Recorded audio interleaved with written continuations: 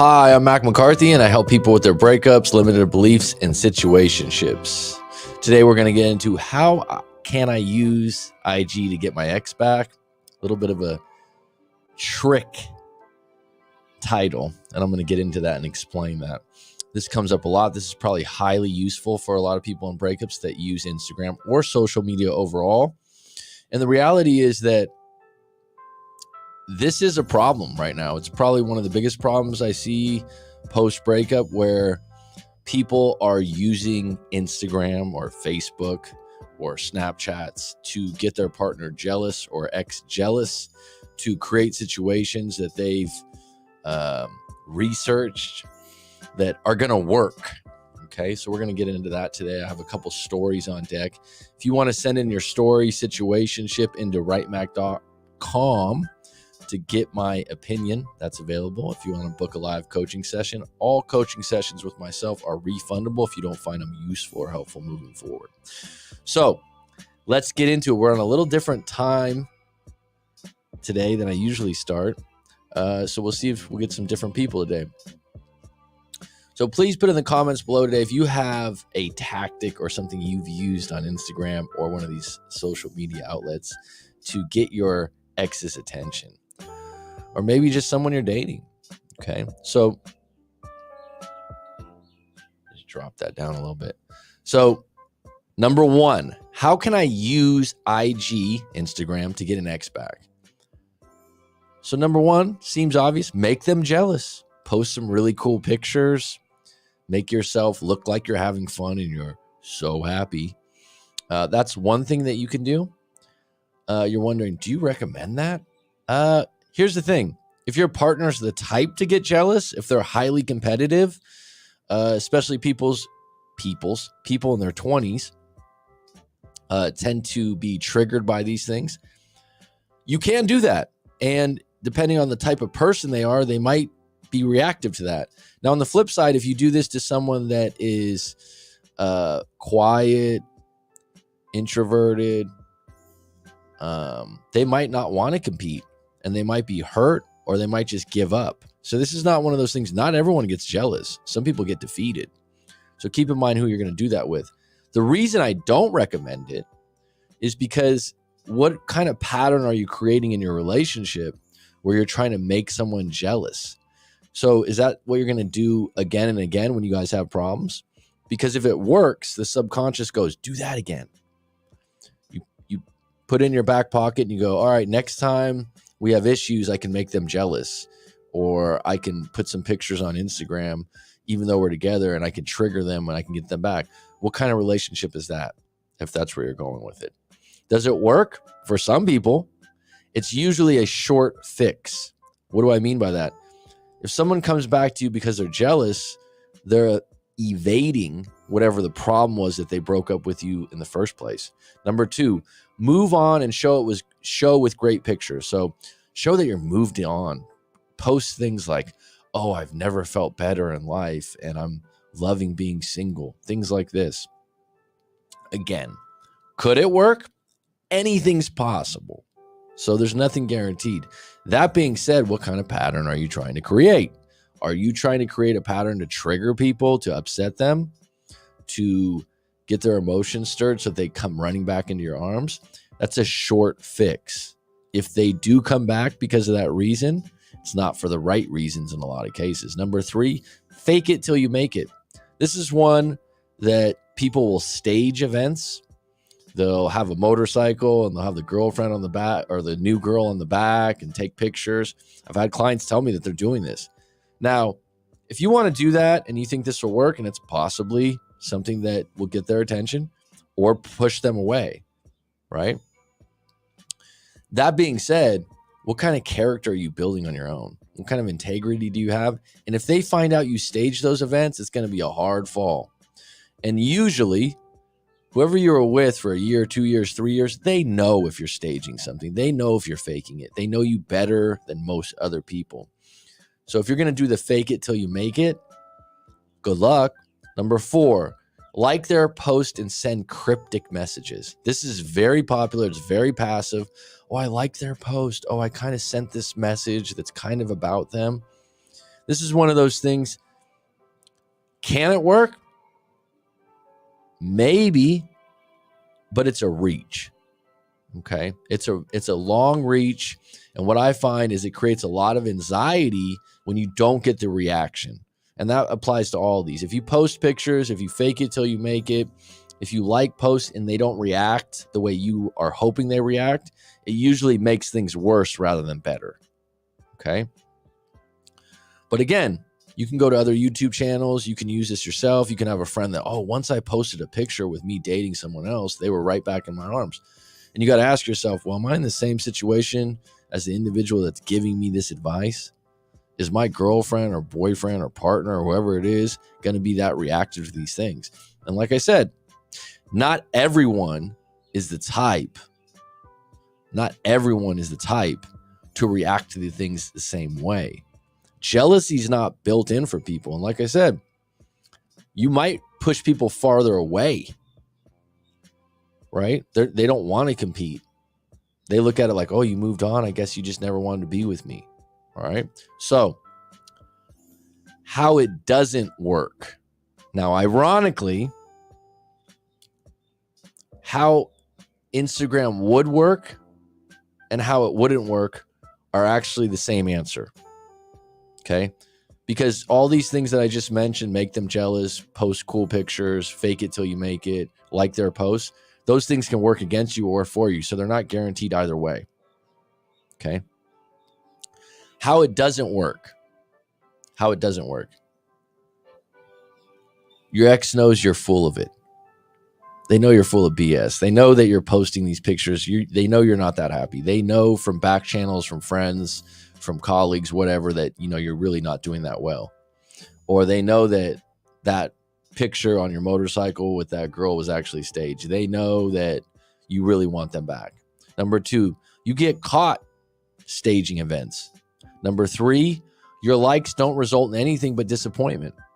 So you keep liking their posts, keep looking for reactions, and somehow you feel like that's a big deal. Some people put a lot of stock in likes. I never have. It's not that big a deal to me. It's extremely passive. There's not really any way to verify how meaningful that is to the person doing likes. So number 4, you get jealous. So I've said this before. This can work for you or against you. 5, you feel more shut out by watching their posts. So you're active on Instagram, you're posting something, you're waiting for them to like it, you're checking every 5 minutes, you're seeing if they're active, but they're not looking at your posts. This will drive you mad. This will raise your anxiety. This will make things worse. Are you with me? So a lot of times when you're going into a breakup where negotiations are off, you're not going to get back together, things are over, they did too many bad things, or they don't want to revisit things with you, no contact includes Instagram, Snapchat, all these things, because it's probably the worst place you can go when you're in no contact or where you're trying to get over the relationship, because you're tempted by these passive moves of liking their post. And we're going to get into a story today that talks about this. And it also puts you in a position, which is one of the worst positions, where you're sitting on your phone and you're locked in for an hour or 2 hours, when really one of the best things you can do is get outside, go for a walk, get active, and not be on your couch or your chair where you're going to ruminate on this breakup and go over things 15, 20 times. Not to mention when you're looking at your ex on Instagram or a Snapchat story and they're no longer with you, and you can't check what that story or that picture means to them. You start making assumptions, you start building stories around that usually don't serve you, that actually make things worse. The popular one is, oh my God, they're so happy without me. No, you literally can take a picture, have the worst day of your life, and someone's like, oh, let's take this picture for Instagram, and go, and then you go back to them. People do this all the time, and then someone assumes, wow, wow, they're doing so great. Oh my God, they posted this picture, they posted that. And things get back to people. So let's just keep that in mind. Ben W., how you doing? Yeah, it's a little bit early. I had to get up early for an appointment today. And so I thought, let's do the live stream a little earlier. How you doing, May? So we got first story on deck. Hello, Coach. I just recently came across your channel and really like it. You got a good approach. Thank you. Here's my story. I was in a bad relationship for 5 years, lots of toxic behavior, and I didn't even realize how bad it was till we broke up. That's usually how it is. When you're in the middle of a bad relationship, you're highly reactive to what bad things are going on. And so as you are reactive to that, you're not really taking inventory. And so when you break up and you take inventory and you unpack things and you go over things again and again, and you start to go, wow, it's been nothing but toxic. It's been nothing but bad. And those are the relationships, instead of being brokenhearted, you're more relieved, right? You feel like, oh, should have done that a long time ago. That was over a year ago. Now I've met a really good woman whom I've even thought I could marry and have kids with, but she broke up with me 2 weeks ago, and I just can't put together why this is. We are doing really well, and I believe we were building something. We were never official, but we did stay over at each other's house multiple times, and we had talked about moving in together eventually, but she got wind that in year. Please reread this before you write it. She's got to move within the year. Okay. She'll most likely have to move for work. It's a great opportunity, and her work can sometimes consume her, but that's another story. All right. Well, I mean, just really quick, when you write out this stuff, when you're saying like, oh, I can marry her, oh, we can have kids, the idea that you're in 6 months and you're like, oh, her work can consume her, that's going to be a problem that builds. She obviously is putting work first. And where would that line up with her being a good mom or a lifetime partner with marriage? Okay. So you just kind of brushing over that and being like, oh, no big deal. It is a big deal. Where things start is where things sometimes end, or a lot of times end. So it's a great opportunity. Our work can sometimes consume her. Her reasons for breaking up with me were that she believed we were headed in different directions and that she wasn't sure why, but she felt a loss of attraction. All right. So unfortunately, what you just divulged, you saw, and this happens a lot. You're only 6 months in, so you don't know each other as good as you think you do. It's still a learning process. You came out of a toxic relationship, your words, of 5 years. And if you were in it for 5 years, you probably dealt with a lot of crap. And now you're in a good one, and you're like, oh, yeah, this is elevated. It amplifies how great it is to be in a healthy, good relationship where attraction's high and things are fun. And let me add honeymoon phase, rose petals and wine glasses. Okay. So you're all in. You're like, this is incredible. She's not. What'd you miss? You're not her. She has different feelings. She has different outlooks, different perceptions. And I've seen it before, especially with guys. It's like, it's like, maybe you were getting mixed signals. Maybe you were believing what you want to believe. But if an individual tells you post breakup, like, I've lost attraction, you can't flip that. You can't put on some new gear, some new clothes. You can't get a shave or a new haircut and change that. There's something deeper to that. In this case, she's being brutally honest with you. A lot of times women or men would lie about that. They would use a different reason. Now, when someone breaks up and they still have high attraction, there's a higher possibility of them getting back together, just because attraction is the flame, the spark that'll bring you back together. Now, she was attracted to you at some point because within that last 6 months, you guys have hooked up. I assume you guys have been together. So there's something there. Right now, you need to accept this. Leave her alone. She's told you the reasons. You don't need to go back for closure or any of those things. You've had your talk about it. And the more questions you ask, like, oh, what do you think has been unattractive about me? It makes you more needy, more desperate, and unattractive. So then she told me I was a great guy and then I could meet someone better. I cried. I'll admit it. It really hurt me. But now I find myself buying X-Back kits and reading anything I can on getting an X-Back. Do you really believe getting an X-Back is that easy? No, I don't. Short answer. Real answer, it depends on your situation. You're all different. You're like fingerprints. Your situation's unique. In this particular situation, she's not attracted. She's going to leave for a job in a year. The odds are against you. I know you don't want to hear that because you got an X-Back kit, but those X-Back kits are like, here, buy this. This works for everyone. If you do this, this, and this, guess what? It doesn't work for everyone, and that's okay. You buying those things and wanting to do these things, it's part of your path right now. It's fine. You're going to learn some things. You're going to learn some things about attraction. But no matter what relationship you're in, you could do everything right. You could be the best guy in the world. You could be a millionaire, and someone could say, it's just not happening for me. A lot of times in this particular case, it could be timing and circumstances. But if someone's lost attraction, an X-Back kit is usually not the thing to do. The X-Back kit can't put you in a zone where you suddenly are highly attractive to that individual. If you cried, you did it. Don't regret that. It's already done. That means you can express your feelings. Don't do it again. If you have a private space where you can cry, if you need to do that, do it. Go for it. Don't call her up and use crying as a tool to get her pity. It might work for a moment, but it's not going to make you more attractive. Okay. So if you're regretting that I cried, it's all right. You already did it, and you were upset, and you were hurt, and that's how you convey feelings. Fine. Okay. But don't do it again. Right. Some guys are like, oh, I cried, and you might have got a little bit of attention, or she might have like put her hand on your shoulder, and so you felt like that was a positive. It's a positive in human interaction. It's not necessarily a positive in man-woman interaction, romance, attraction. I find myself buying these X-Back kits.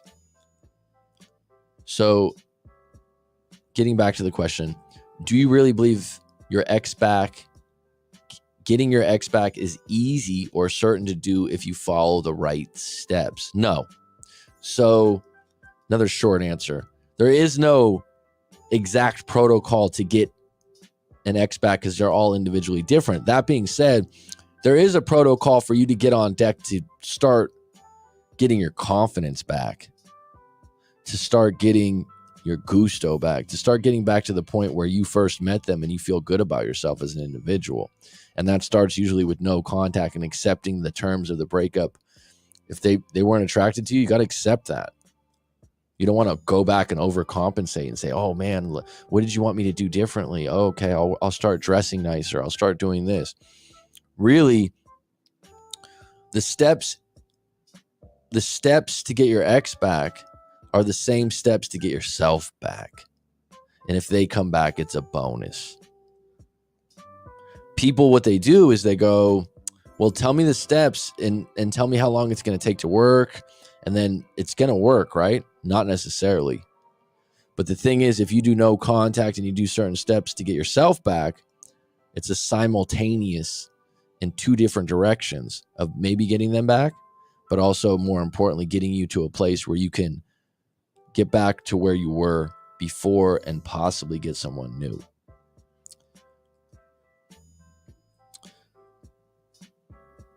What should I do in this situation to reestablish attraction?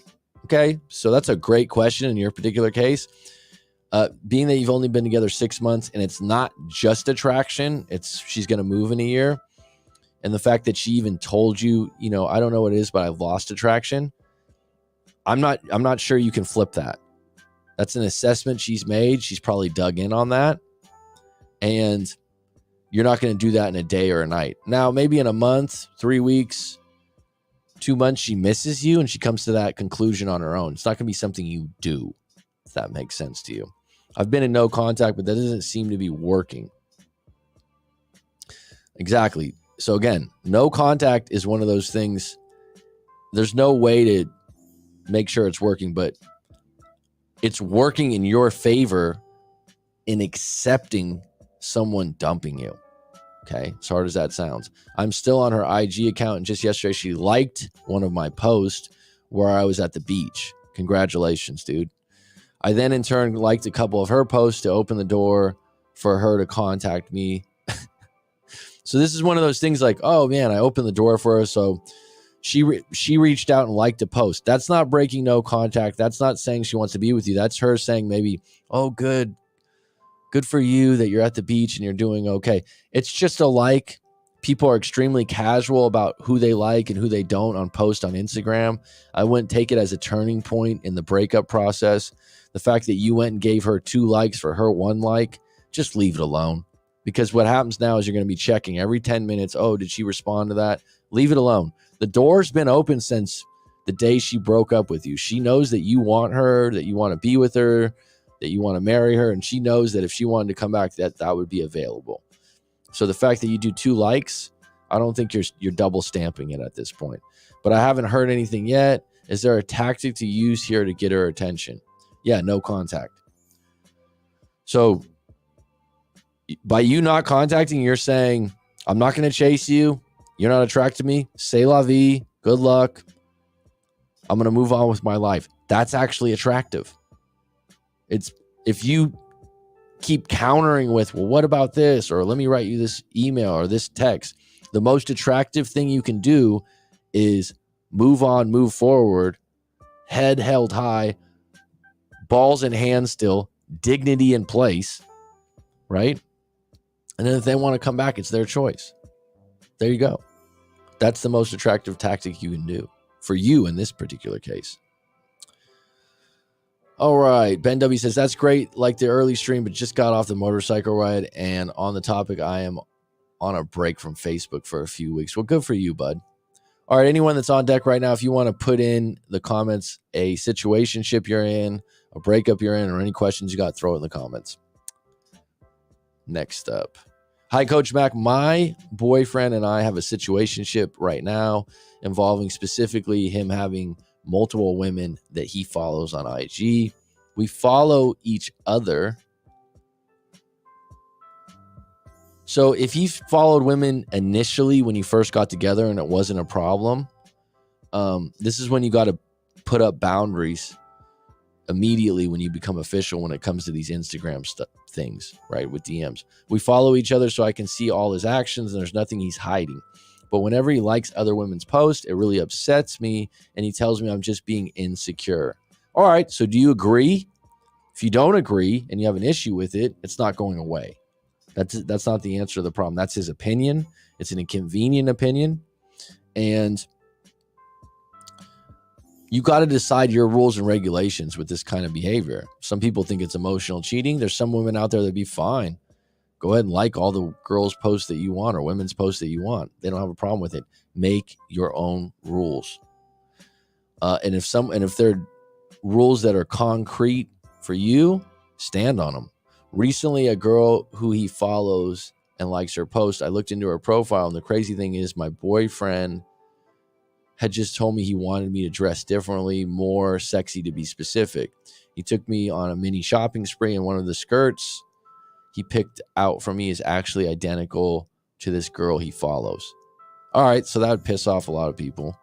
I'm upset, and it even made me cry. I also believe I got a better body than this woman. Women are always in competition. I called him, and he just said I was overreacting, that, yeah, he likes the way she dresses, but he didn't plan for that dress to match, and then it was just a coincidence, and that it probably wasn't identical, really. Possibly. I mean, there's, if it's in season and it's a skirt, it's possible that he copied it, and it's possible that he didn't copy it. What's your real problem here? Is it that you went on this shopping spree and he asked you to change the way you dressed and you think he's copying this woman, or just the fact that he's interacting and liking posts from another woman's Instagram? What's the problem? Be specific. Don't, oh, he did this to me, he did that to me. What do you want? Do you want to just say, so here's your options. Both of you can say, look, we're not going to follow each other on Instagram anymore because it triggers us. Number two, you could say, look, I want you to stop following that woman and any other women that you find sexy because I find it uncomfortable for me.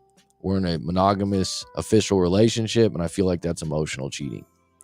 The idea that he makes it out, oh, you're insecure, you need to explain it a little deeper on why you don't want that done. What people do a lot of times, oh, I saw that you like someone. Oh, you did this. What do you want?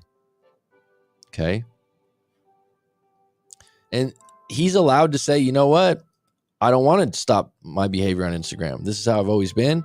And you're allowed to say yes or no to that. Now you establish that. If you let it go and keep complaining about it, over time, it's resentment, and that's what leads to breakups. So if it doesn't happen now, it'll happen later. Actions on social media and Instagram are extremely habitual for a lot of people. And so this is a big part of his life. It's probably not going away. So you either accept it or you reject it, or you make a compromise where you say, hey, look, like in this particular case, you can see everything. So he looks at it like, oh, I'm not hiding anything, but it's hurting you. Okay. That's a problem. But he didn't plan for that or dress to I'm sorry. I called him and he just said I was overreacting, that, yeah, he likes the way she dresses, but he didn't plan for that to dress to match, and it was a coincidence. That is probably wasn't identical, really. We argued over this, and now I'm thinking of breaking up with him. I would ask, what age are you guys in your 20s, I assume? And is this the only reason you're breaking up? Or is this just something that's repeatedly happened? I can't take him validating these women on IG. And do you believe this is emotional cheating? Listen, emotional cheating is defined by the individual. So the individual that's accusing, it's one of those things. It doesn't have a locked in definition. If it's emotional cheating for you, then it's a problem. So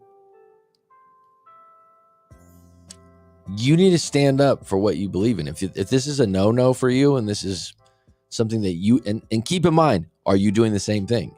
You sound like you're active on Instagram. If you're looking at his posts, do you like other people's posts that he can conceive or believe or perceive that is emotional cheating? Like, what are we opening up here? Would it be possible for you guys to take a 1 month break from Instagram, both of you, an social media fast, if you will, and see if that helps your relationship? And if you don't need social media for work, maybe you just feel better about things. Maybe that's an experiment you both can try. There's no rule here. So this idea that you feel like he's validating these women when he's just actively being a passive participant of Instagram in his eyes, it's an opinion. If it doesn't line up, it's going to be a problem in your relationship. I can't let this go. Am I wrong here? No. Great question. No, you're not wrong, because it's affecting you. It's hurting you. Don't let it go. There's some guys out there that don't like other women's posts. There's some guys out there that would go, oh, look, hon, if that hurts you or that bugs you, it's not a big deal to me. I'll take these women off my feed. Okay? The important thing is you got to walk the walk. Are you following other guys and liking other guys? Sometimes some people don't realize what they're doing on their end of that. That's a problem. But you're not wrong for your feelings. Okay? Like, that's how you feel. That's what's bugging you. That's what's upsetting you. It's not going away. There's alternatives here. But if he's dug in, he's like, no, I'm not going to do that for you. Then you got a crossroads. You're like, all right, this is a big issue for me. There's guys out there that just don't use Instagram. There's guys out there that wouldn't do this. There's guys out there that would find this to be emotional cheating. There's women that would too. And if this is a situation where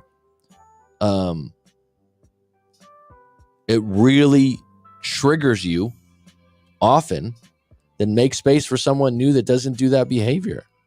And it's going to take guts, and it's going to take your dignity, self-respect, and it bothers people. There's people out there that could go, oh, you can like all the people you want on Instagram. It doesn't bother me. Now, the idea that he's just labeling you as being insecure, that's a bit manipulative. And he's just not putting himself in a situation that how that affects him. In the worst case scenario, you could start liking other likes to get him back. And now you guys are playing a game where two wrongs don't make a right. And that's a problem also. I've personally found that Instagram, Snapchat stories, you got to have talks about that. You can't let it ride, because your behavior on those platforms can embarrass people, can shame people. It could create a lot of problems in a relationship. And if you act like something's okay with you when it's not, it'll lead to an eventual breakup. And like I said, make those Make those rules for your relationship up front. And if they don't work, then when you start dating again, you start getting back out there, make sure you're filtering for someone that's not a social media addict or not someone that follows randoms online and likes them all the time. But you have people value that stuff quite a bit these days, and it's a problem.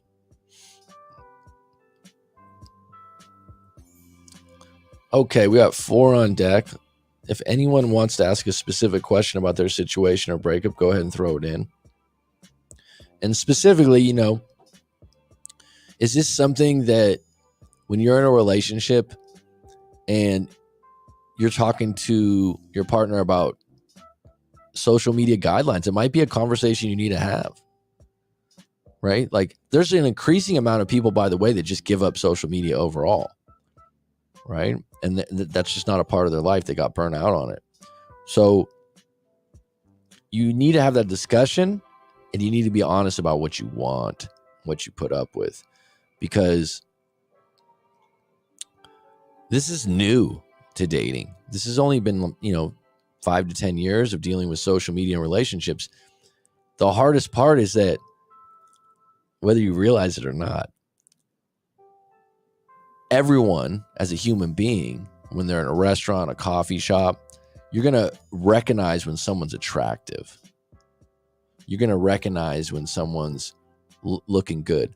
Your partner's not going to read your mind. They might read your eyes, right? If you're staring or something like that. But when it's posted on the internet, part of the thing that really upsets people or triggers them is you didn't just like that post. Everyone saw that you liked that post.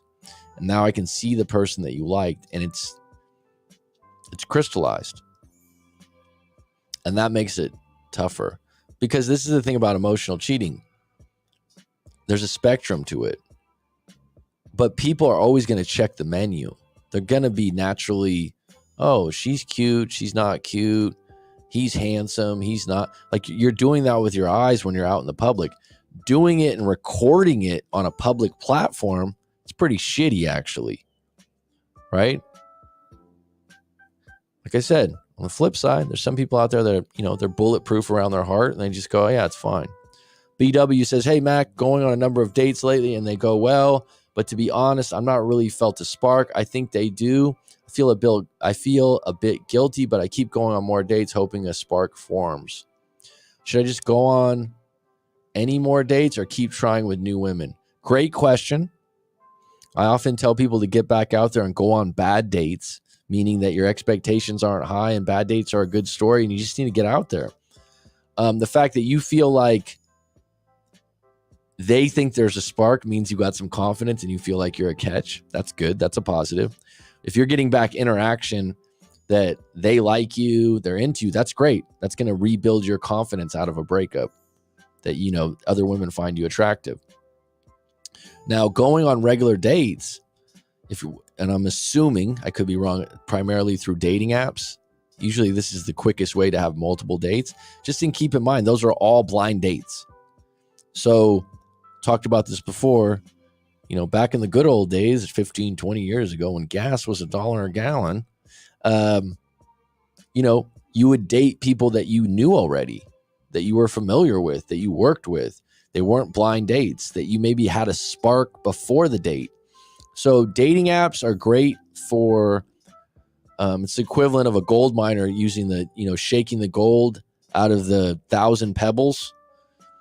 And so that's how it works. Don't get frustrated by it. And if you want to take a break from it, it's like, I've had clients like, I'm just going to take a break from the dating apps and dating for a little while. Do that. Take a break if you feel exhausted or you feel negative because maybe you had a couple dating interactions. So you can go like, oh, it's been 2 weeks. I went on 10 dates, and you're like, just nothing sparking. Take a break and then come back to it. That being said, if you don't find a spark, one thing you're honoring right now is the fact that you're not trying to make a spark. That's a good thing. You're not trying to make things happen. You're not trying to just sleep with someone just to get over it. You're honoring the fact that it's not here yet.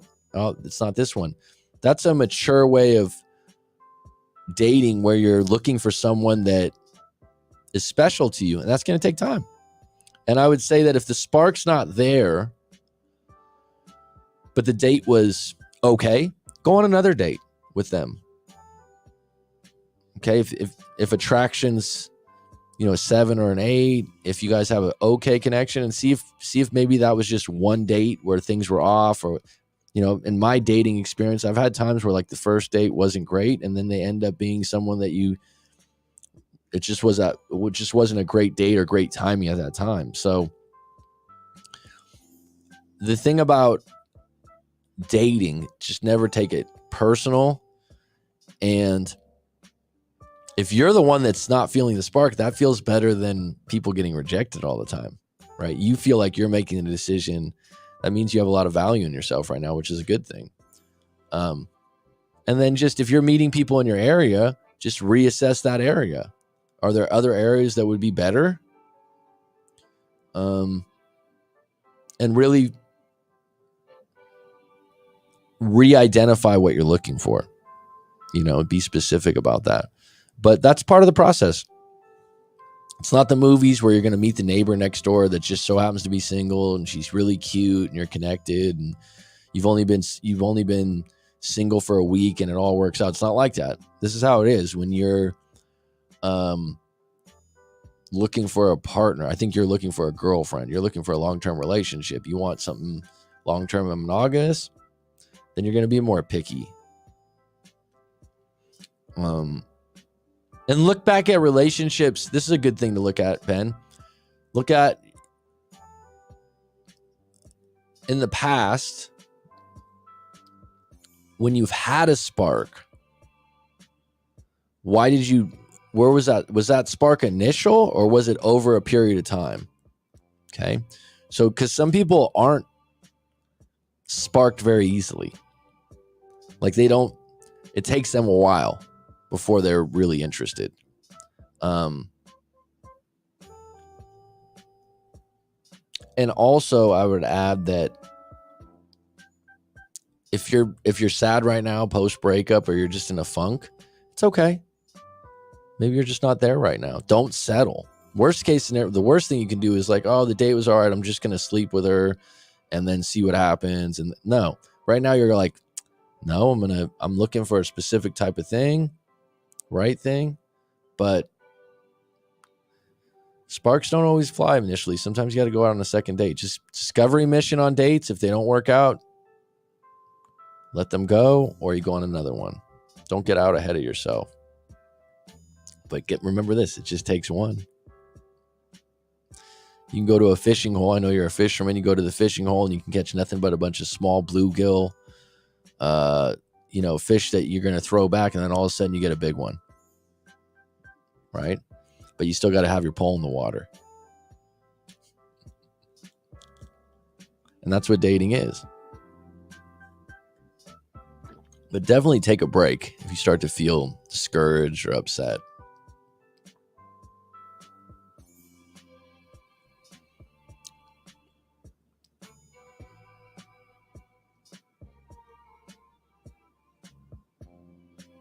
Getting back to this topic with how I can use IG to get my ex.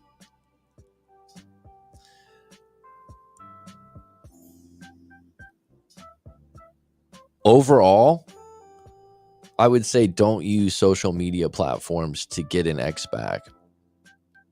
I would say that actually being off the platform, working on yourself, doing whatever you need to do, licking your wounds would be better. And that actually works in your favor because they're going to be wondering, what are they up to? Whereas if when you stage stuff and you're really not feeling that, you're giving out mixed signals. Me being someone that helps out men and women post breakup, I hear all the behind scenes stuff about, well, I know they're thinking this, and that people always assume they know everything about someone post breakup because of their Snapchat story. Oh, she went on a date. It could be a colleague that's gay, that they're friends, and you just assume that she's out on a date. You don't know. More importantly, you don't want to know, really, because that just brings you back into the the breakup blues. That's what I say about deer hunting. It only takes one. It does. And so if you like I said, you go out on 5 dates and you're like, wow, there's nothing here. Take a break. Take a break for a couple of days. And then get back in there. Get back out there. But just if you're going to do the thing with people in your area, make sure you're hanging out in areas with high quality women that you'd be interested in.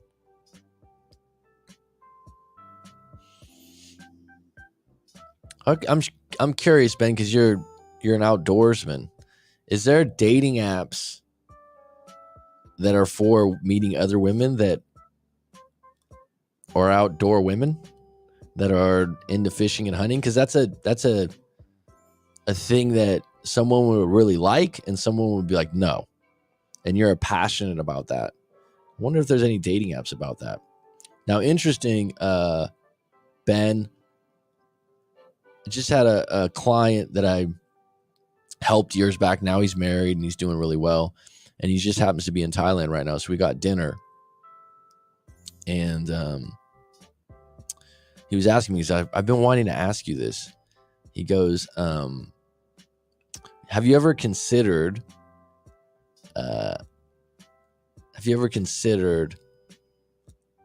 hooking up people? Like, people that have broken up and basically matchmaking, right? Not for marriage. And I said, ironically, I just considered it a week ago with 2 people I know. The difficulty, I told him in it, because he was like, if you, post breakup, because we had done multiple sessions, he's like, if you would have told me like, hey, I have someone for you, I would have done it. I would have been open to it. The only problem that I see with it, from my standpoint, is everyone's in different states. Some people are in different countries. So I would be introducing you to someone that you'd start in a long distance relationship. And that's a really tough place to start. That's the only downfall in that.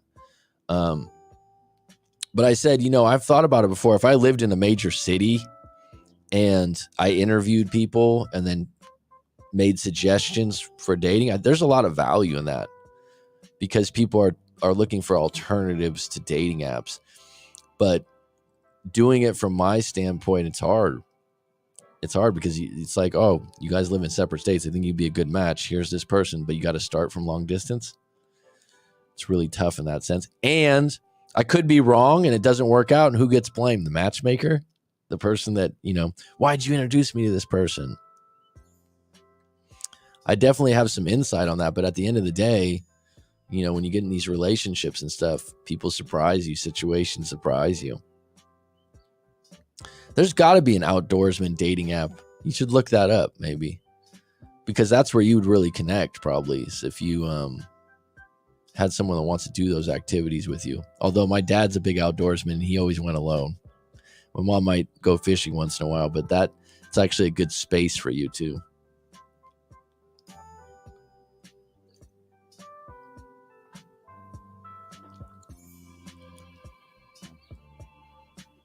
I would have been open to it, but I would have been very cautious about it. Yeah, I get it. He was asking me about that, though, and I thought, yeah, just recently it was on my radar. And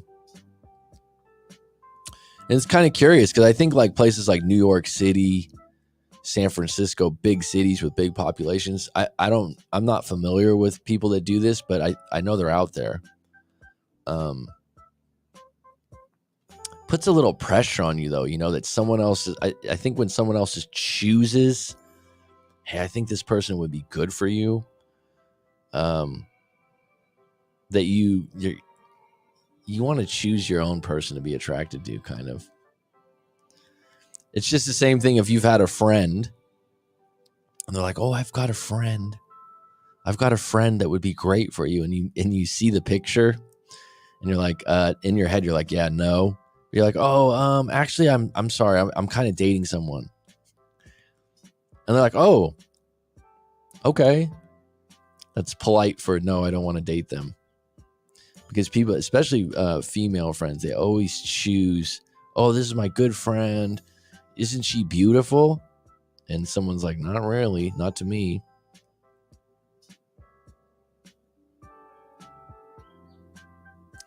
No way I'd blame someone for trying to match people up.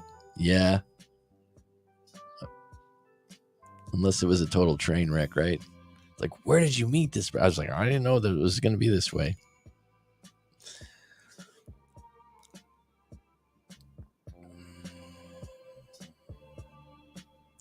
I wonder if, I remember years back they used to do these speed dating things where it would be like a bar would host it. I've never done it before personally. But I wonder if you could do that online, like in a Zoom class where you could, Zoom has what we call breakout rooms. So if I had a class of, let's say 15 people, and maybe we're talking about relationships and attraction, and then maybe I had 6 women and 6 guys, and then you go in breakout rooms for 10 minutes where you'd be one-on-one. That would be interesting. That'd actually really help with your, because there's a lot of people out there, they get into dates and they have trouble with conversation, right? Like opening up. But yeah, that's the one hurdle to that. I just wouldn't advise people to start a relationship with long distance. It's hard enough when it develops on its own. And people that settle for long distance relationships, they tend to get into another one in the future. It's really weird because they tend to get in this pattern that's a comfortable thing for them. And it's just never ideal. It's never ideal because you're sacrificing intimacy. You're sacrificing and you're putting a lot of weight on when you're going to meet, right?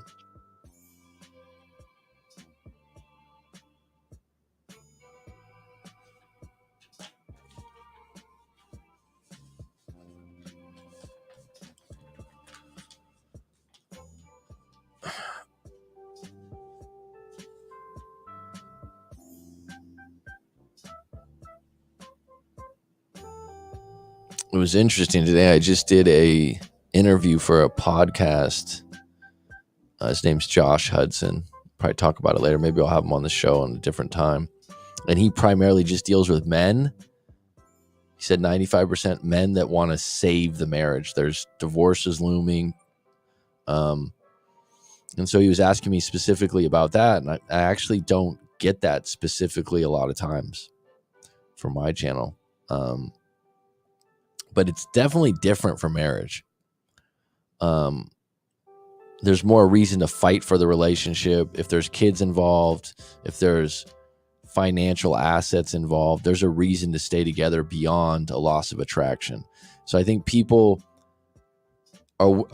have those foundational reasons to make it work, to go for it. Unfortunately, though, even if you're married, right? If the other person doesn't want to try or they're out, there's nothing you can do in some cases. And that sounds really defeating. But clients of mine that I've had in the past with marriage and divorces, a lot of times what they'll say is, we really tried for a couple of years. In other words, we tried harder because we were married to stay together and it just wasn't there.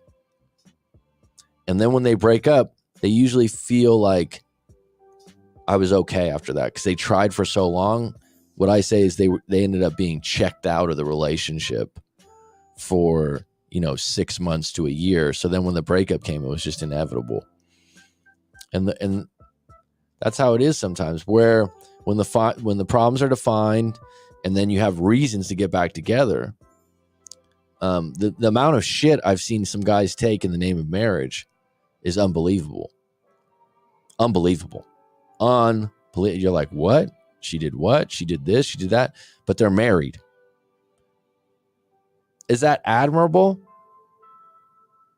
I guess, but the question becomes, is marriage used as leverage to just do whatever the hell you want? You know what I mean? Like, some of the things that are done, it's like, oh, everything changed once we had kids and we got married. The leverage changed. The fear of, like, if we break up, I dare you to break up with me. It's interesting. At the end of the day, when I was talking to him, though, when you get into this, like, oh, men, women, divorce, marriage, it's like, you still got to send me your story. We still need to talk about your situation as an individual. We really do. Because there is no, men do this, women do this, marriage is this. It's like, what happened? Because once you unpack and unwind people's stories, it's surprising. It's surprising. It's not my job to tell you what to accept or not accept. It's not my job to tell you that this thing's wrong. It's for you to figure out what you want and what you want to accept. And it's difficult because it takes a while to find people to line up with you. And I think it's never been more challenging because people don't live in communities like they did in the 1950s where maybe, everyone went to the same church or had the same beliefs in the same community. A lot of times now, everyone's in different directions. And so finding people that line up with you value-wise is a little bit more challenging. Meeting quantities of people, if you want to go on a lot of dates, that's possible. Finding someone that's a good match, it's going to take a little bit more time. And that's okay. Take some breaks, like I said. But I've rarely heard of someone just getting in to a new relationship post breakup that's just perfect for them. They might think it's perfect, and then 6 months later something happens, because relationships are imperfect overall. It's just how they are, and people deal with what they want to deal with. It was interesting. Yesterday, I saw a post. Corey Wayne's pushing out a lot of videos right now. A lot of these. If anyone doesn't know who that is, Coach Corey Wayne's channel. And what's interesting is he's had for a little while his ex-girlfriend on. It's a pretty vulnerable thing, right? So he has a situation. If people who are watching right now don't know who he is, but he's taking in questions. And one of the questions was like, how is Corey as a boyfriend? Right. And here he is giving, loads of advice on dating, and he's an expert and all these things. I'm like, wow, this is going to be interesting. And her answer was like, oh, we had, good communication, and we used to go on jet skis and go on, like he used to take me on his boat, some other thing. And then she was like, and I remember it was really nice. You gave me like a $300 voucher for Bed Bath & Beyond. And Corey Wayne's like, I gave you a voucher for $300 for Bed Bath & Beyond. And she's like, yeah. It's just an awkward thing. I just found it as an awkward thing that was a thing that you valued that comes up right now. He didn't seem so bulletproof, right, Ben? And you know what? Good. He's human. Exactly, Ben. That's exactly what I saw. I looked at it and I went, he's human, right? And it's just an awkward thing that he'd have her on. But that question, it wasn't like, oh, he was the greatest guy and his communication skills were so good and the things from his book worked on me. It's like, why are you having her on the show? It's kind of weird. And he even mentioned, he goes, oh, like, don't say that I gave you that $300 voucher. Everyone's going to be, he was a little embarrassed by it. A little bit. But she didn't go into too much detail. It was more like what was fun for her, what she got. It's kind of an odd thing too. Like if you think about it, if you were put on a YouTube channel that gets a lot of views and whatnot, and you're going to be asked about your ex and they're present and it's their channel, what are you going to say? You're going to say, oh my God, this, what happened? Are you going to say bad things? Or are you going to say over the top good things?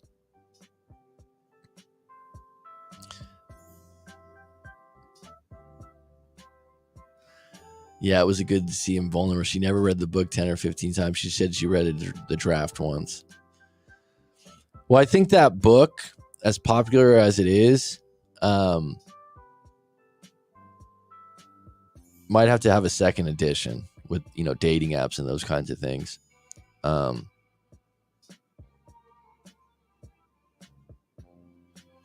maybe those tactics work on, the women he dates.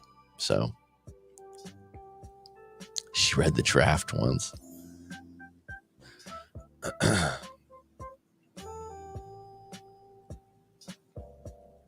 I prefer not to talk about present relationships on my channel. I think that's a no-go space for me. Reason being, I'll talk about past situations all day, but present, no, because if you're helping out people with relationships and you're referencing what you're in now, and you are implying that your relationship's so great, that can be hurtful to people that are looking for relationship advice right now. If you imply that things are bad for you, it means that how do you give people advice if you're not even in something that's great? The reality is every relationship has ups and downs, twists and turns, a few arguments, right? I got a question for you. Have you ever had a client where the story has had an influence on your life, good or bad? That's a great question. Yes, many. It's changed me.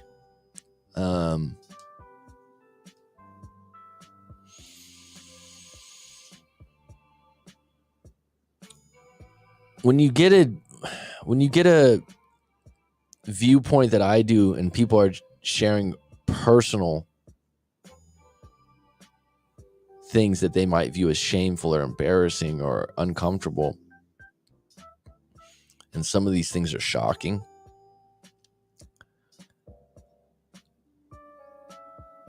yeah, it will change you, make you more compassionate and empathetic, more understanding.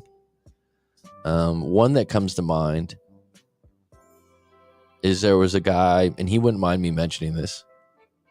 He emails me from time to time, and after the breakup, he's done some coaching, and we've done some hypnotherapy for his new line of work, and he's been doing really well.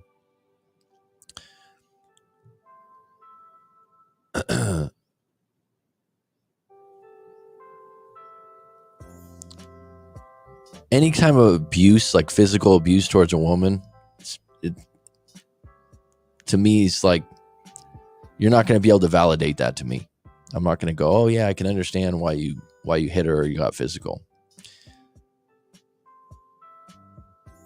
Saying that, in my position now, this particular client, he was hurting, he was upset, he was really emotional, and he was a good guy from what I could gather. And he shared that he had gotten physical with his girlfriend. And I remember thinking, it was the first client that I had mentioned that. And I didn't react too strongly. But his emotion sharing that with me was, he felt horrible about it. He knew it was wrong. He wasn't validating it to me. But when he shared that with me, my immediate judgment, I've never done that. I would never do that. That's your knee-jerk reaction. But when you get someone like that, and we went a little deeper, his dad did it when he was a kid. Not only to him, but to his mom. So it was learned behavior. Whether that's right or wrong, I wasn't exposed to that on that level. I was exposed to some verbal abuse and those kinds of things. Physical abuse, a little bit. Okay? But not on the level he was at.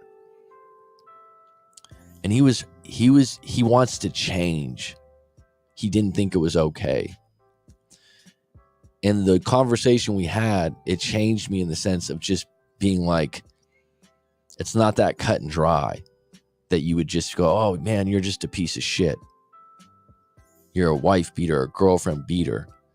And by the way, I don't know if I'd classify what he did as beating, right? It was physical, and it was like I said, nothing validates it.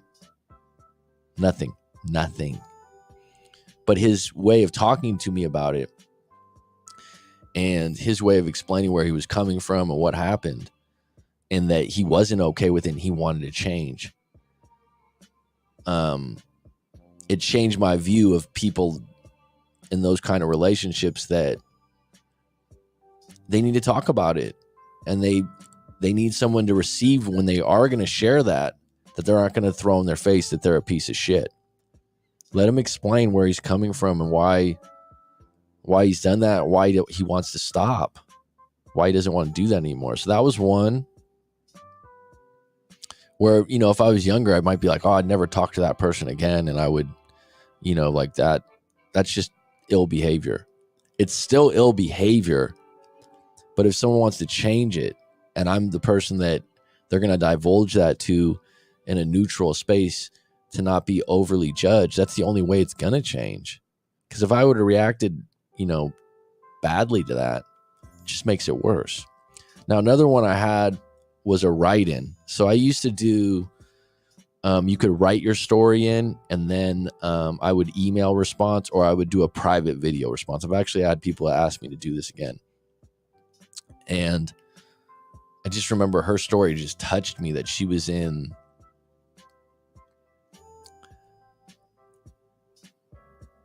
just in such a situation. They had a newborn kid that was like 2 years old. The guy was beating the dog. Not the kids, but like that was one thing she referenced. He was just horrible, very manipulative. He was on drugs.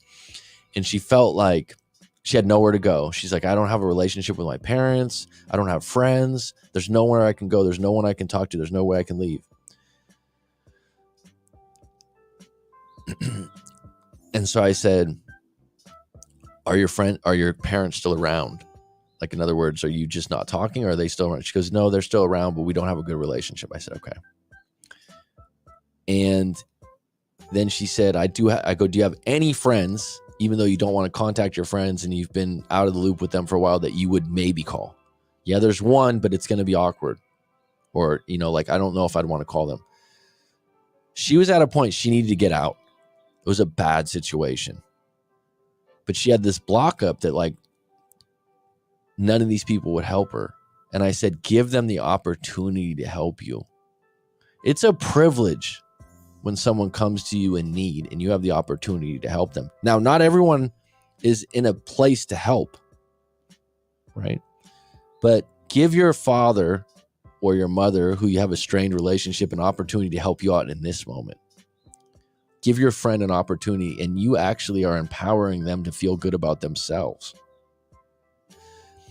And she ended up reaching out, I believe, to her dad and to that friend, and they helped her. And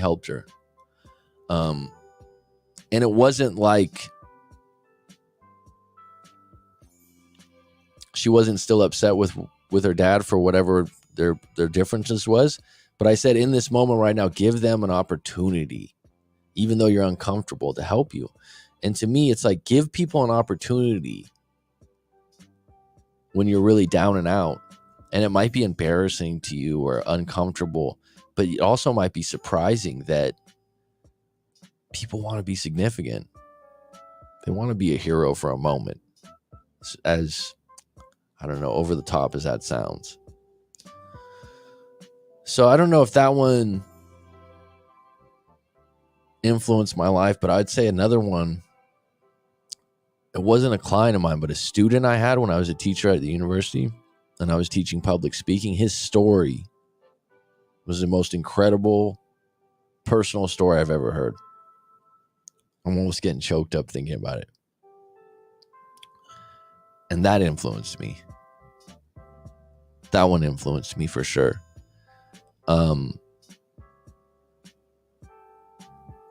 This kid was 22 and he looked older for his age. He had like a receding hairline when he was older. And he sometimes looked stressed a little bit. But he was a good person, good kid. I'm just giving you some context to this. So he gets up in front of the class and he starts telling this story about he was on the beach. And this is in Thailand. He was on the beach and he was like 7 or 8 years old. He was very young. And he's playing on the beach and having a good day with his friends. And his mom worked at a shop on the beach, so his mom could kind of keep an eye on him.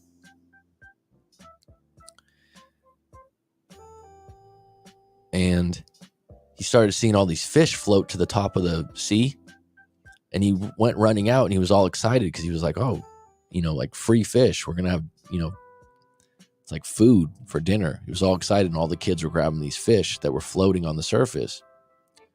So he's swimming out there, grabbing the fish. He's all excited. He's telling the story, right? I have no idea where the story's going as I'm listening. So then he looks up, and there's a wave coming, like he's never seen before. The tsunami was coming. He's in the water. He said instinctively, and he didn't say that in his story, he dove under. Or excuse me, yeah, I think he dove under, because the way the tsunami comes, it's over the top. So he dove under. He came out like a mile out of sea, right? Like he got choked or pushed under and got pushed out to sea.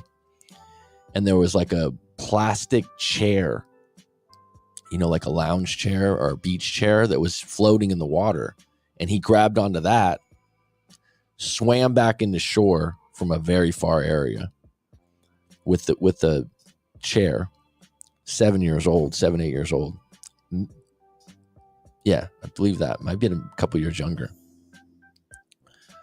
So he gets to shore, doesn't know what happened, goes down to the beach. The beach is flooded with all this money, because there was where he was at was an exchange, like a money exchange. And so all this money was all over the ground. So he said he was running and picking up money.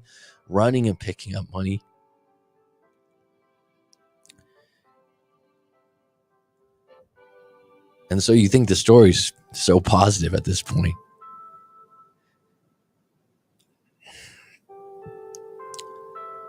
And then he got all the money, and the police came up to him, and they were like, you can't keep that money. He said, okay. And he says, where's my mom? And his mom was taken out by the tsunami.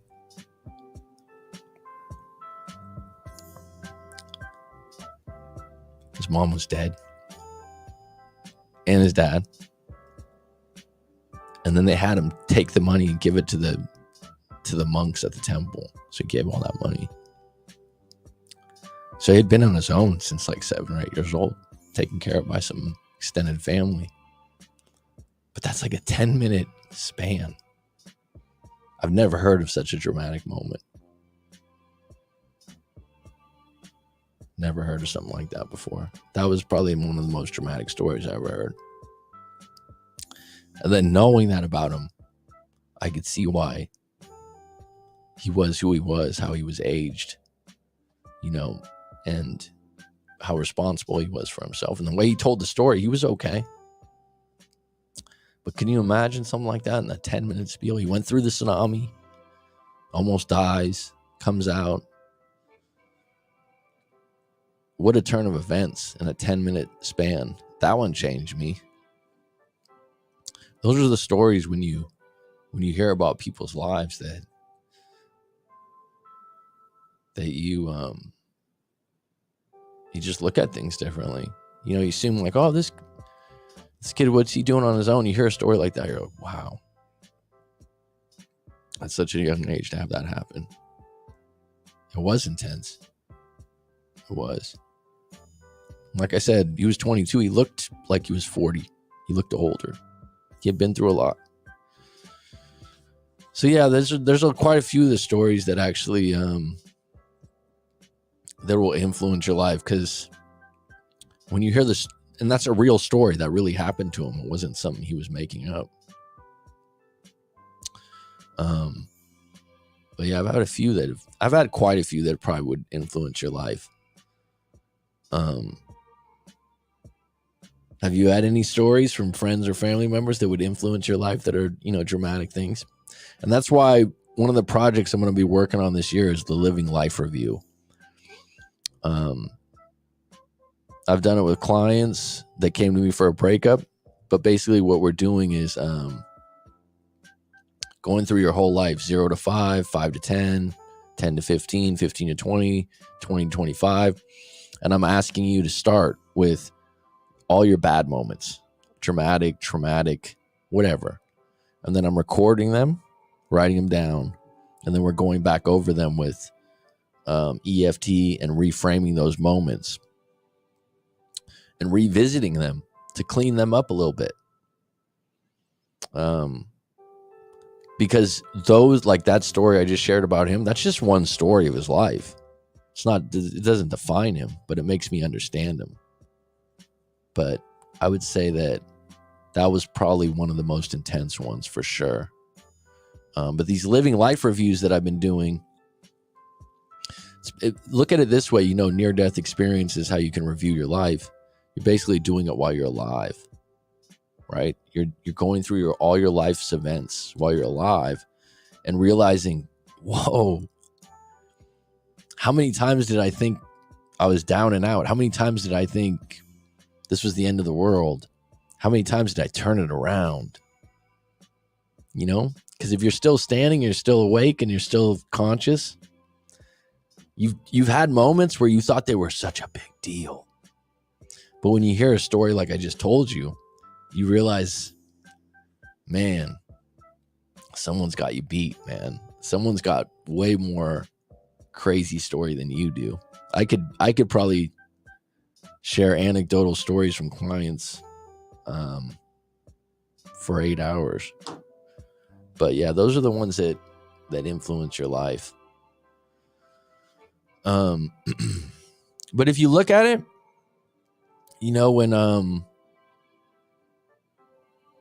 when you go to a therapist or a coach, or you have 2 hours with myself, it's probably going to influence your life because you're talking about a significant time and you're having such a deep conversation about who you are. And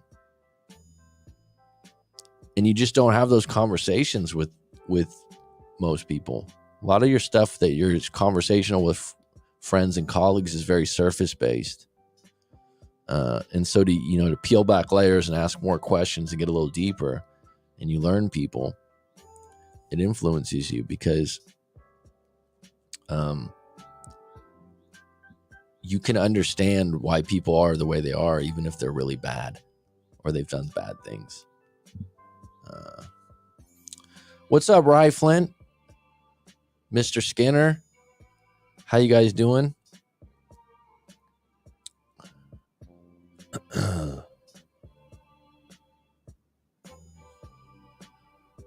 Was up very early this morning for a podcast interview with Josh Hudson, who has a pretty big channel. So that's why I'm on a little earlier today, because I literally woke up at 4:30 a.m., had coffee, and I'm even off a little bit from being up so early.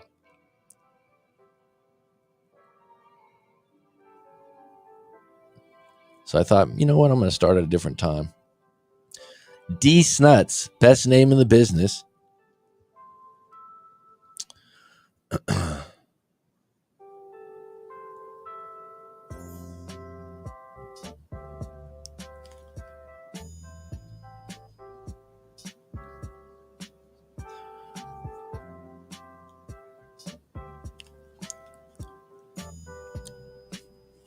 Does anyone have any topic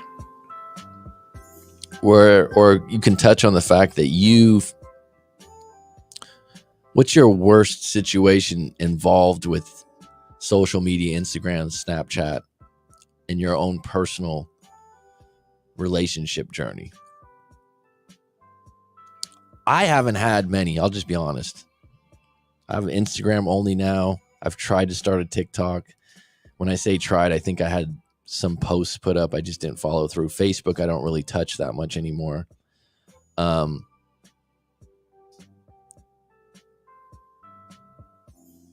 Thanks, D-Suts. It blows my mind that more people don't take advantage of these lives. They're missing out on sound advice. I appreciate you, bud. But myself, getting back to the topic of social media,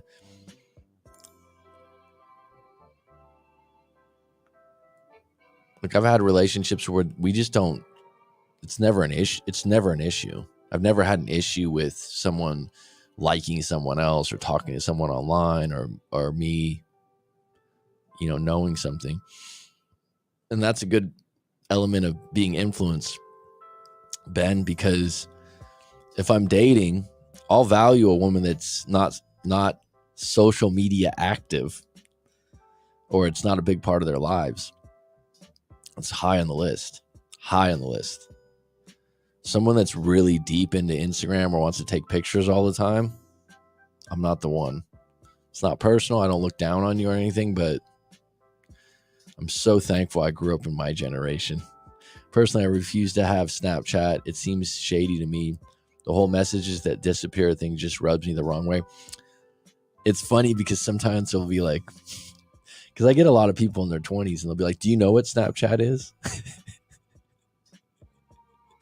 Do you know what that is? Yeah, I know what it is. I've never used it. I get it. It's part of people's lives, but it really fucks with them.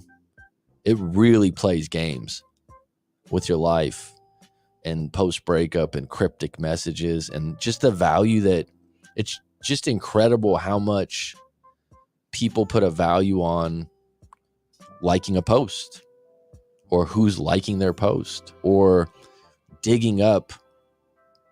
Oh, I saw this person liked your post and you liked their post. And then I went on their Instagram and they do this. And it's just like, it's just covert Sherlock Holmes syndrome, And really, a lot of it's just smoke, Snapchat after 30 is shady. I don't know. I just don't think it's good for your well-being. You got to have moments that you're not watching other people's lives. It's bad enough I watch YouTube when I come on before, doing live streams and doing appointments with my clients and whatnot. And I'm a sports fan. Okay, I always have sports references. I'm a big Bay Area sports fan, the Warriors, the Niners, and that's something I still follow, right? My teams. And it's become gossip based. Like now that I do what I do, I realize a lot of these people talking about sports and there's never been more shows and content on it. They don't even know what the fuck they're talking about. They just, I think this guy's going to get traded. I think this would be a good trade. I think this person actually, they're not going to make it through the season. They're injury prone. It's like, it's all assumption. There's no reality to it. It's gossip. And I still watch it sometimes because it's just a part of what I've done for so long with sports, but I'm weaning myself off it because I can see it for what it is. It's just the substance isn't there. Why do people like sports so much? This is an interesting thing. Like, why do you like watching games? Maybe not everyone likes sports, but one of the things you like, number one, it's live or can be live or restructured. It's real. It's not a fictional event. There's two teams competing or someone competing against other people. It's measured. So there's going to be a winner. There's going to be something. There's a clock. So you know when it ends. All those things are really valued by people. There's a lot of certainty involved. There's always a winner. There's always a loser. There's drama. What happened now is all the content created around it is just gossip. And these guys that are players, I don't feel sorry for guys making, 50 million a year or 30 million a year. But at the same time, what are you trading off? It wouldn't feel good. Me and my small YouTube channel, right? Let's say I had 2 million subscribers and had this full on group of people, and you start having people take hit shots on you all the time. I don't care how secure you are, how strong you are. It's going to hurt you unless you just shut it out, all the outlets. And it seems like a lot of the players are active on it. And now I just saw a thing a few days ago. Joe Rogan, the guy from Valuetainment, they're all on Twitter having Twitter wars. over, I don't know, it's something about the vaccines and all this other stuff. Mark Cuban. And it's just, what are you guys really doing? Have you ever thought about this? That the history of time, like the Romans or these kinds of groups, Native Americans, Apache, Cherokee, different groups like this, what would they think if they were just here for a week and saw all the gossip online about meaningless shit that doesn't affect your life? It doesn't affect your life, but you take an opinion on, you get all amped up, and you're really not going to do anything. It's like right now, a lot of these, let's start a conversation about this. Let's not start a fucking conversation about it, because you're not going to do shit about it. It's like, it's like, what are you going to do about it? You're going to sit around and go on and on about it? What are you going to do about it? I'm taking a break from it. I did my best using it, but now I guess whether I am ever posting things for my circle or is it left my ex know I'm doing great, and then an hour later I debate this. Good. I mean, just take a break and see if you feel better. So it's an option, right? I was just telling this guy that interviewed me, I like to go over options. These are your choices. Even if I think one of the choices are bad, it makes going over a bad choice, playing it out, makes a good choice easier to choose. Right? Ben, we've all done that. Trust me, that's when you realize it's time for a complete social media fast. This is coming from someone that has an Instagram account, and YouTube's technically social media because of the comments, especially with the live stream, but it's not affecting me, and I take breaks, and I definitely don't need it. I can have a full 2-hour conversation at dinner. I go on hikes with no kind of social media, no kind of thing. You gotta catch yourself when you're putting too much weight into it. Like you're because it's very passive.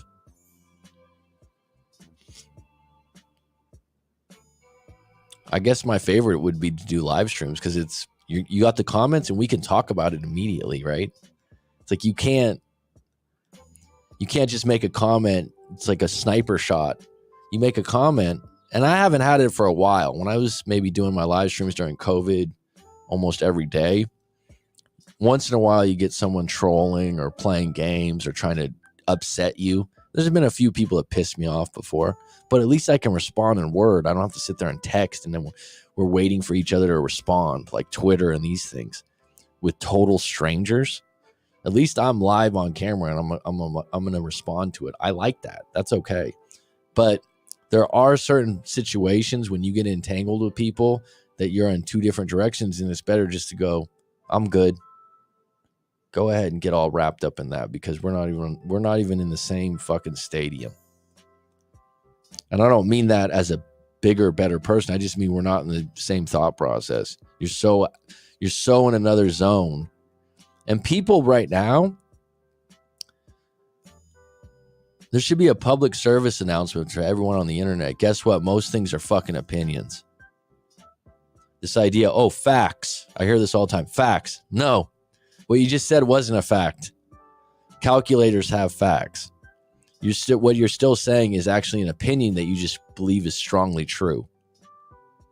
I mean, everything's an opinion. And so when people get wrapped up and they think they're always right, those are people that's like, all right, man, go ahead.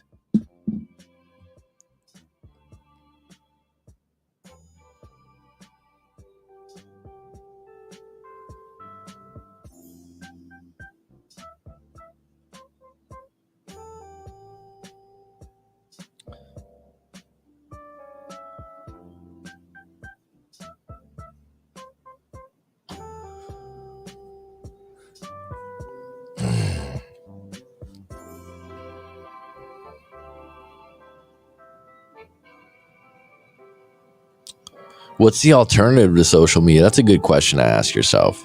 So if you're someone that's still on social media, or it's part of your life, or you find yourself doing it more than you want, what's the alternative? What's something you can do?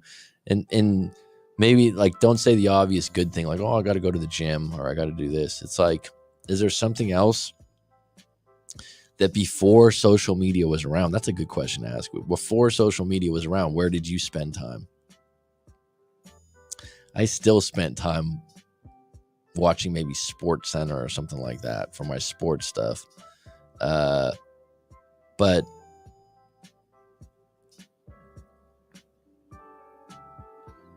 I mean, there was nothing like social media before social media, was there? Oh no, Petty Betty. Here's a question. How many of our exes block us from social media to avoid seeing what we're doing or our attempts to use it to get them back? All right. So doing what I do behind the scenes, right? Talking to a lot of people about their breakups. Most people, and maybe you might be like, really? I'd say a majority of people that have you blocked still have a friend or someone connected to you, or they might have a burner account and they're still watching you. They're still watching you. If they're active on, if they value social media, that's something that's habitual to them. That's something that's a part of their life. It's kind of like, you know, people that are addicted to cigarettes or something like that. They might appear to have blocked you, but they are keeping tabs on you most of the time. They are checking in. They're using their brother or their friend's account, or their friend or brother's telling them, hey, I saw this today. So even when someone blocks you, it doesn't mean they're blind to what you're up to. And people are like, oh, I don't believe that. I'm like, all right, fine. Every time I talk to someone, especially in their 20s, they're always doing that. They're always keeping tabs. Always. I would say it's 99%. So don't assume if you get blocked, like they're not going through back channels to check on you.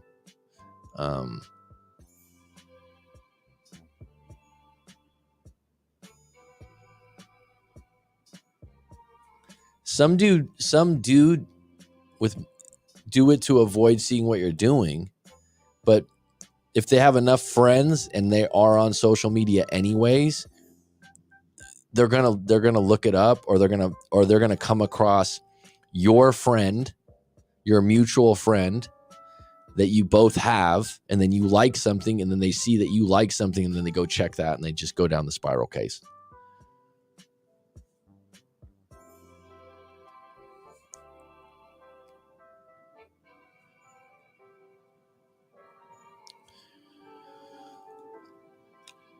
I think when someone blocks you on social media, they're attempting to, I can only go on what they're being hurt by what you're doing, whether that's intentional or not. And so they know they have to get away from that. If it's a situations where you have a situation of a stalker, which there's social media online stalkers where they're, you know, just on the person's page all the time, making comments and all that. And some people don't even know they're doing that. Oh, I'm just trying to get them back. I'm like, you're being creepy now. Like you're not taking no for an answer. You're being obsessive.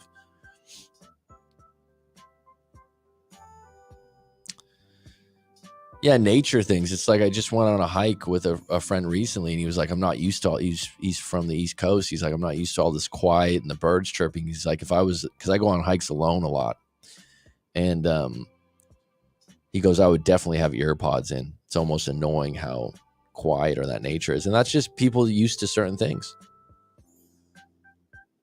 Enjoying life. We were talking about detoxing of social media. How many do you still use? Are you using them to show off to your ex? I think most of the people that's an active part of their life. Like I said, the people from the demographic of maybe 20 to 25, it's just a part of their life. And they're not ready to give that up. Never worrying about what everyone else was doing. Arcades. Wow. That's a good answer, dude, because what you're saying is what people did before social media. Yeah, sure. I was never a big video game guy. I like to play sports or go outside. If anyone has social media, I'd be busy as. If I have any more social media, I'd be busy. Hence why I don't post anything. No tabs can be kept. You're welcome. So do you use them to check out your ex or to show off to her?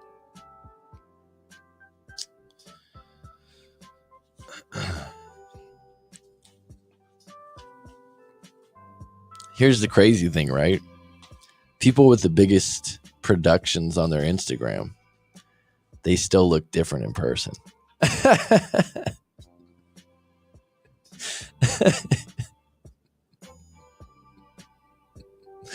Right? They still look different in person.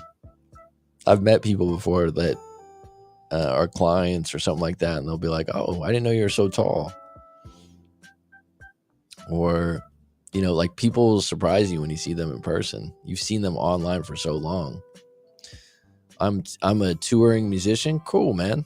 And X still follows the band page that I don't control and still likes and loves posts from that page. So I guess you're right. They still keep an eye on things. Yeah, and fair enough, you're a musician, so that's a secondary thing and you can deal with it. But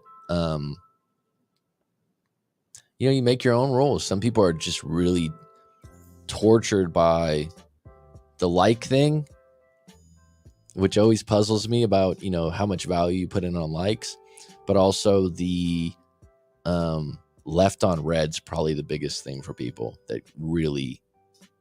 And then people that are leaving people on red on purpose will be like, so should I do this? Basically what you're having is someone ignoring you, which is like what no contact is. But I guess getting left on red is just, hand in the face kind of thing.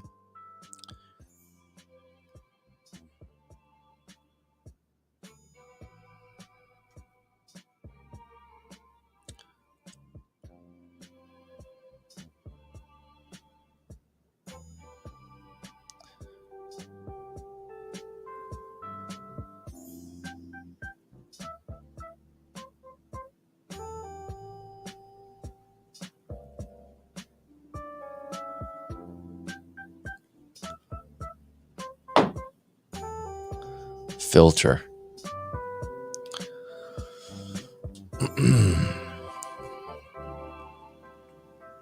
My driver's license says I'm 2 inches taller than I really am. Who did that?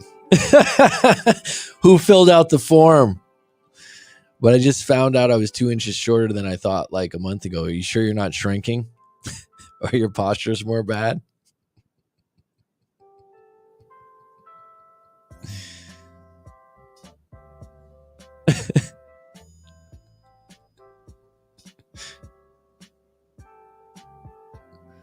That's something people lie about, is their height, huh? No, you're not really that tall. No, you're not that short. What are you, 5'1", 5'2"? Trying to say you're 5'3", 5'4"?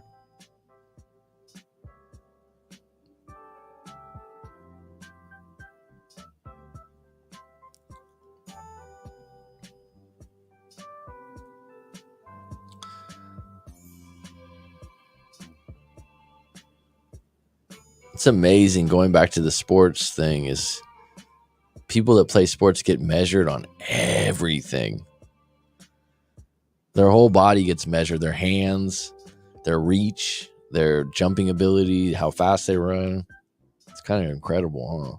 And that's how they get judged on everything. 6 foot. 6 foot. Even.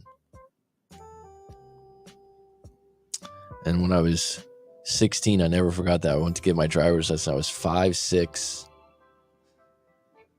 I was 5'6", like 110 pounds. I was small when I was young.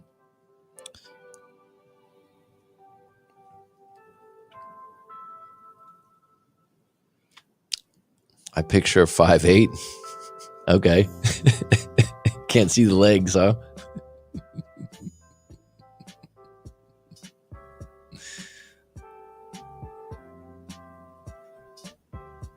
Six foot, probably 6 inches of neck.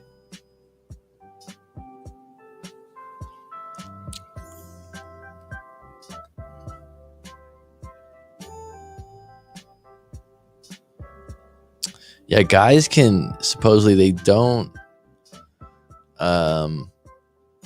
stop growing till they're like 21. I think I got my growth spurt at like 19, 18, 19. I didn't grow. I grew late. Probably had like 5 or 6 inches at 18 or something.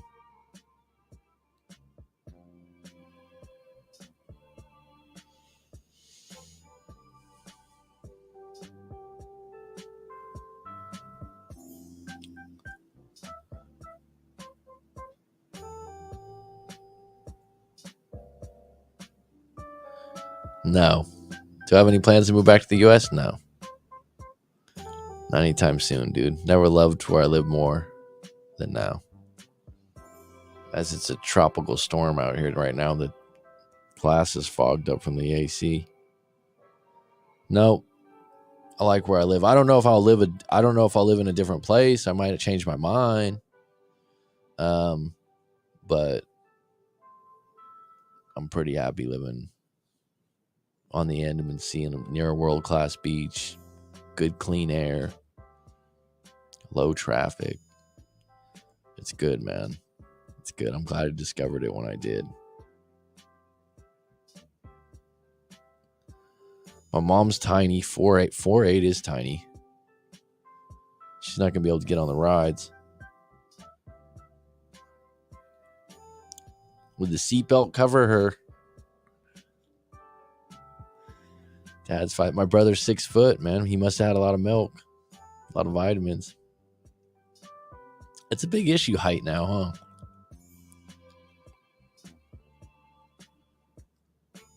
When you think about it, people's bodies are pretty unique, huh? You know, like it's never, you know, some people have longer legs, some people have shorter arms, someone has a longer torso. I don't know. It's not like someone's just not 6 foot. It's like long leg. Like I said, isn't it funny when you think about it? Everyone has one or two things that they're like, oh, I wish I was this, and a lot of people it's I wish I was taller. And then you get to a certain age and you just don't care. You're good. You're good. You realize, I'm pretty good. I saw this guy that I know that I've known for years, and he's a heavy drinker. And I just ran into him at a restaurant I was at, and I was with a friend, and he was drunk. Hey man, and he's one of those. Hey, you look good, man. You look great. You look good. And I said, I know. And he said it to me a couple times. He's like, what is this? You know? What do you mean you know? I go, I'm confident. Thanks. And then he looks at me. He's like, but he didn't realize he had told me 4 times. Yeah, you're looking good. You're looking good. You look like you've been doing well. You look good. And he's just hammered. It's like, thanks, man. I know because you've told me a few times. And I know that's what you do when you're drunk. He's a salesperson. B said he might be in next week. We'll see. We'll see if we'll get him on deck. I think what we'll start doing, though, is that the live streams might be private, paid. And then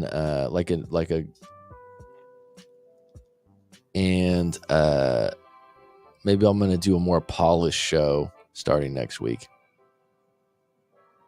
You're on your boat right now? That's cool, man.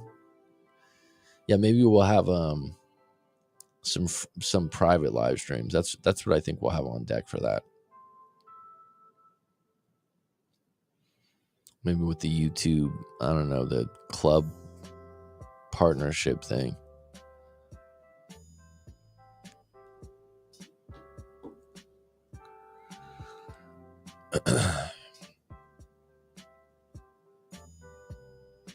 Heading out for walleye at night. Is it night there? You fish at night?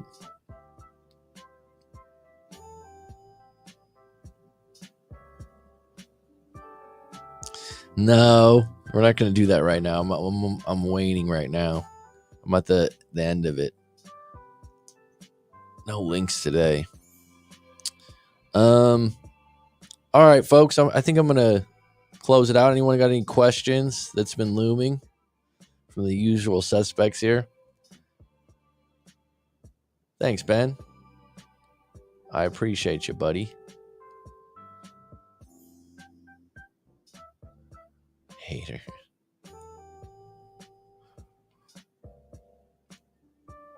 Good luck on the walleye. That's a fish I've never really fished for. Was more into rainbow trout.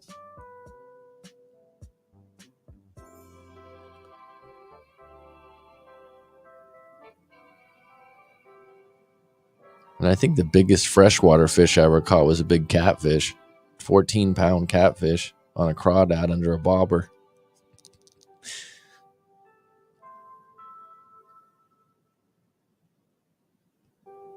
There you go.